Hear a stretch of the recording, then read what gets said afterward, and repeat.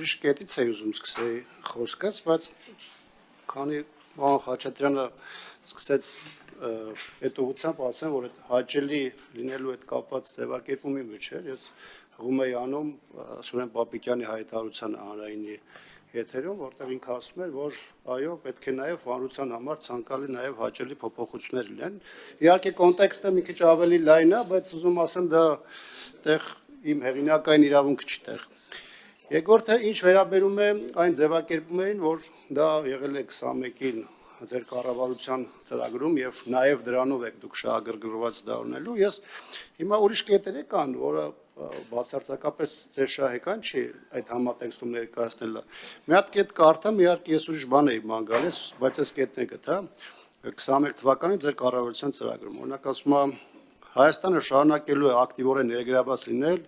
ՀԱՊԿ-ի աշխատանքներին, աշխատել պայմանագրային եւ փաստաթղթային բազայի հավաքական անվտանգության մեխանիզմների կատարելագործման, կիրառման եւ այլն եւ այլն։ Հիմա 21 թվականին դեռ չեմ խոսում բանակցային գործընթացի հետ կապված, Արցախի հետ կապված դիրքորոշում եւ այլն եւ այլն, այսինքն այստեղ հղում անել ձեր կառավարության ծրագրին ասել դե գիտեք սրանով էր պայմանավորված միայն այս հանգամանքը, բնականաբար դա բոլոր հարցերի պատասխանը չի տալիս։ Հիմա ինչ վերաբերում է քննությունների հետ կապված խոսեցիք, ասացիք, որ այդ վերահսկողական ծառայության ֆունկցիան ստուգելու եւ գնահատական տալու շատ ավելի մեծ չափորոշիչների հիման վրա հիմնված, նաև ասացիք համալրման հետ կապված խնդիրների, այս օրենքի հետ կապված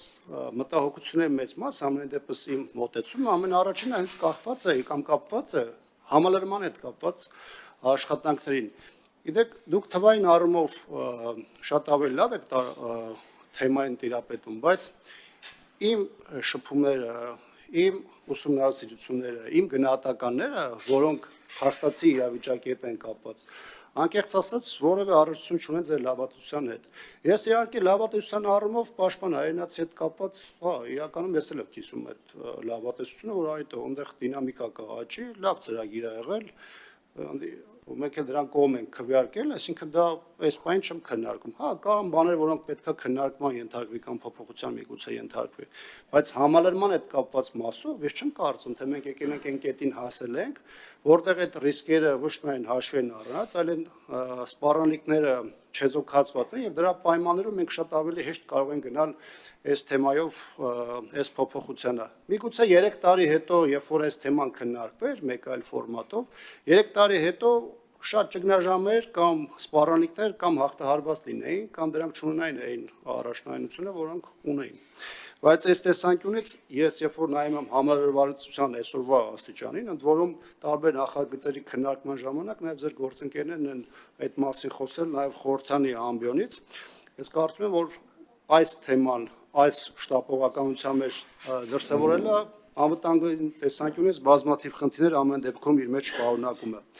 Ես ատեստացիայի համակարգի հետ կապված նաև ինչ է բերում, քանի որ դա ներկայացնում է նաև գրավչության բարձրացման ուղղված քայլ,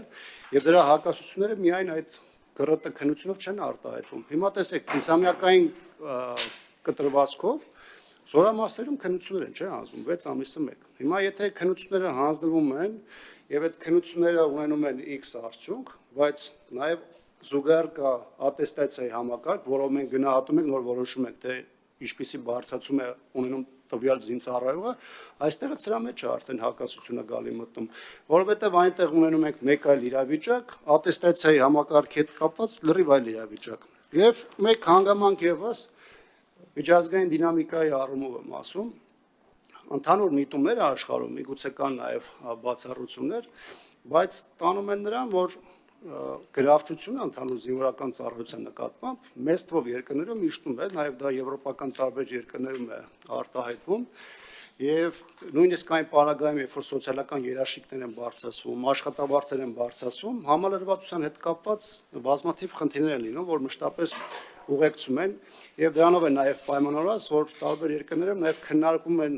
պարտադիր զինվորական ծառայության վերականգնման կամավոր սկզբունքներով, այսինքն որոշակի պրոցեսներ են, որոնք փորձում են լրացուցիչ համալրման խնդիրը ապահովել եւ այս տեսանկյունից պարտադիր ժամկետային ծառայությունը որոշակի երաշխիքային, այսպես ասած, բազա է եղել երկարդարներ զինված ուժերի համար եւ այս տեսանկյունից ես կարծում եմ, որ ակնհայտորեն շտապողականություն են դրսևորում։ Սրա անունը կդնենք նախընտրական, ինչպես դուք ասացիք, կամ մեկ այլ ձևակերպում կտանք, սա հարցի մեկ այլ մասն է, բայց այն, որ ակնհայտ այստեղ շտապողականություն կա, սա ուղղակի այստեղ արտահայտված է։ Շնորհակալություն։